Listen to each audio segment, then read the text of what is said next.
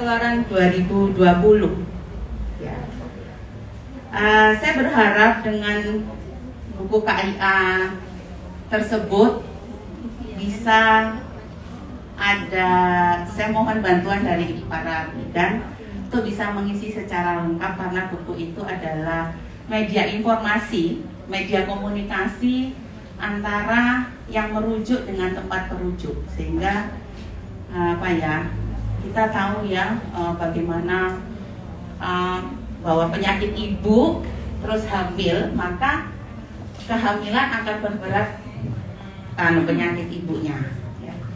Jadi kebetulan tadi malam saya pesta ya di RSUD Belambangan, pesta operasi ST dengan rujukan bukan Rudi Nina, tapi Rudi terlambat.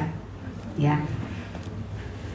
Mending Rudi Koirudin ya, kita bisa belajar tips masak.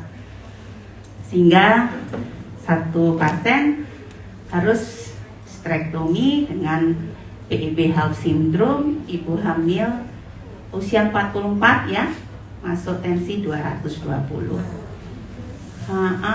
Kemudian tengah malamnya mendapatkan calling dari PKM Rogo Jambi dengan usia 15 tahun, hamil anak kedua postpartum.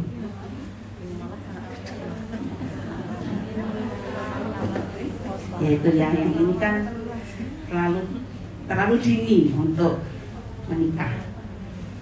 Jadi ya alhamdulillah, semoga diberi kesehatan terus ya kita ini sebagai istilahnya itu bukan dewa ya, bukan dewa penyelamat ya, tapi membantu keselamatan dua nyawa lah, gitu aja ya. Terus ada lagi ibu hamil epilepsi, dia shopping dokter, jadi pindah-pindah. Mending kita di shopping di mall ya, jadi kan bagusnya. Ini shopping dokter, ketiban PKM-nya jadi Rudi terlambat. Dan dia menggunakan obat itu hanya beli sendiri. Nah, yang kita takutkan adalah kejang, ibunya hipoksia, anaknya juga hipoksia.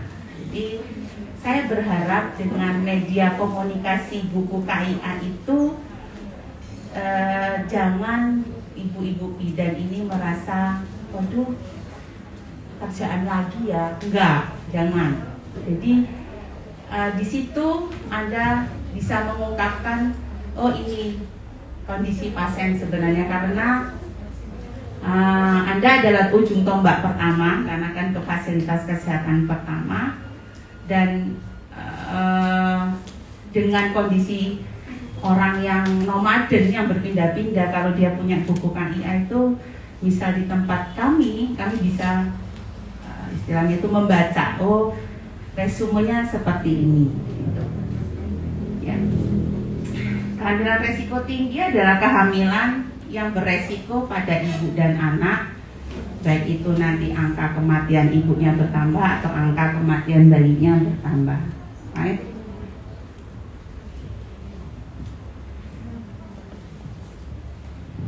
Kayaknya perlu nambah lensa kayaknya.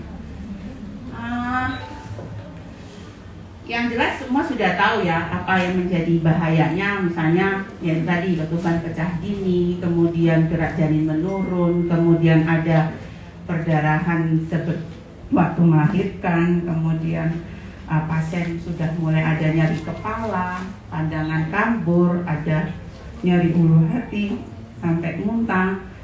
Saya berharap impending eklamsi itu ada dua gejala ya, jangan satu gejala. Nah, datang dengan keluhan muntah-muntah impending, nah gitu.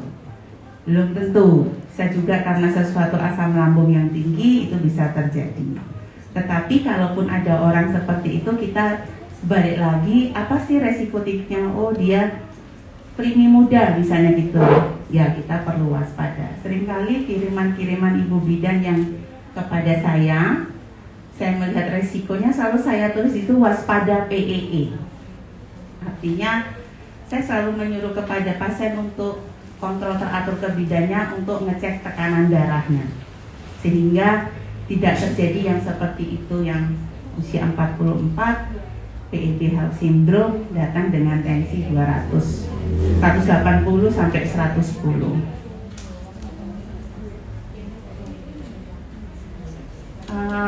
Kemudian resiko tingginya hamil telat waktu. Ya, saya berharap jangan sampai datang dengan kondisi USG itu pada trimester kedua ketiga. Yang diharapkan itu adalah USG pada trimester pertama, karena itu memberikan kevalitan data kapan pasien itu akan bersalin kayak gitu. Jadi ditambah lagi memberitahu apakah ini hamilnya hamil beneran atau hamil abal-abal. Kan gak ada orang mual muntah kayak gini-gini kemudian ternyata positifnya dia bilang positif walaupun samar, kemudian dia merasa hamil, kemudian habis itu waktunya USG ternyata loh kok gak ada hamil lah, kemarin itu positif ya. Jadi ya bingung juga ya kita menerangkan di sini. Slide berikutnya. Nah ini semuanya itu sebenarnya sudah ada di buku KIA-nya. Jadi kalau para ibu bidan bisa jeli, mungkin lebih banyak memberikan informasi daripada slide ini. Ya.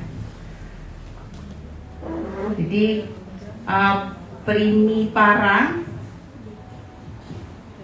primitua sekunder harusnya. Primitua sekunder dengan anak terkecil di atas 5 tahun. Saya rasa kok nggak masuk ya ini ya kategori ini, kecuali kalau di atas 10 tahun kalau menurut saya. Ya. Ini primitua sekunder dengan ya anak terkecilnya di atas 10 tahun.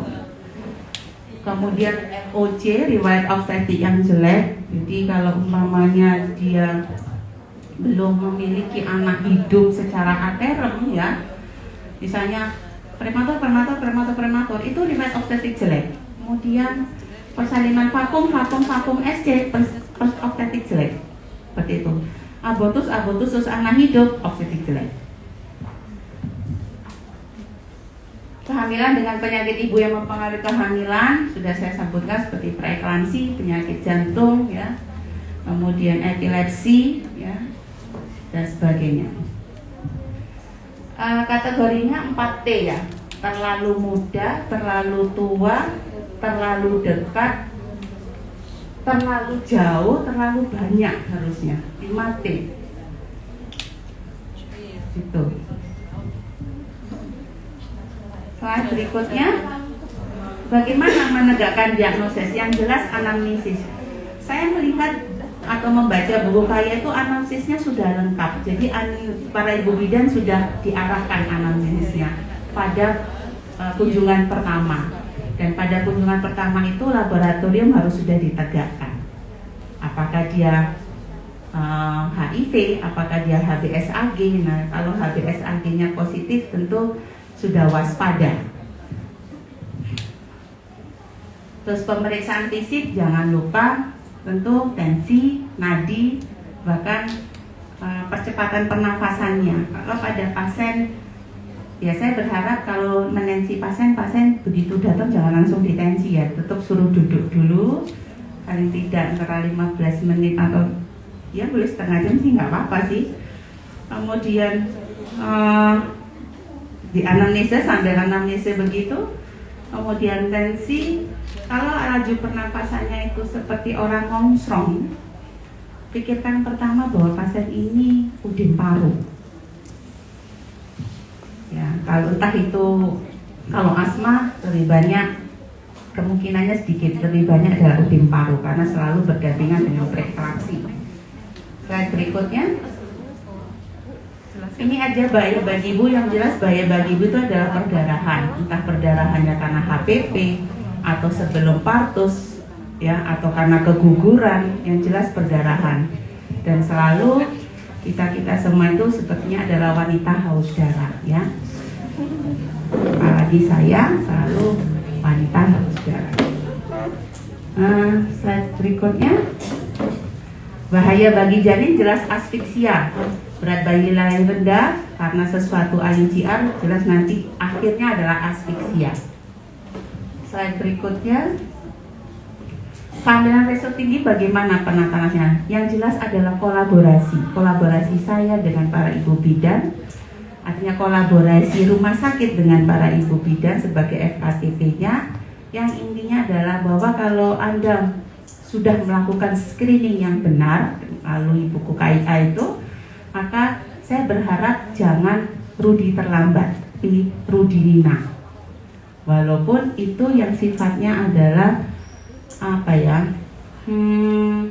masuk di trimester kedua atau ketiga itu lebih baik daripada nggak sama sekali, karena kan kunjungannya jatuhnya pas trimester begitu, tapi akan lebih baik kalau pada trimester awal.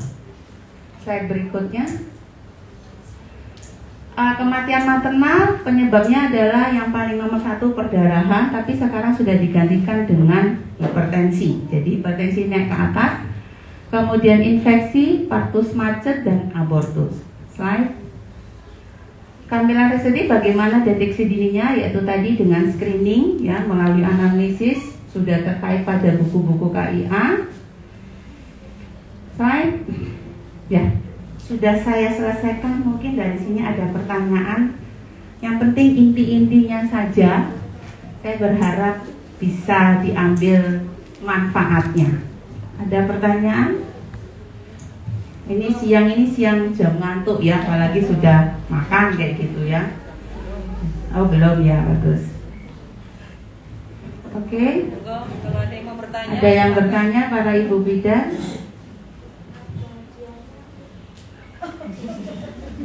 Yang jelas katanya kok saya dibisik-bisikin ada door prize-nya ya. Iya. Monggo nanti dapat door prize. Di luar topik boleh juga. Oke, monggo.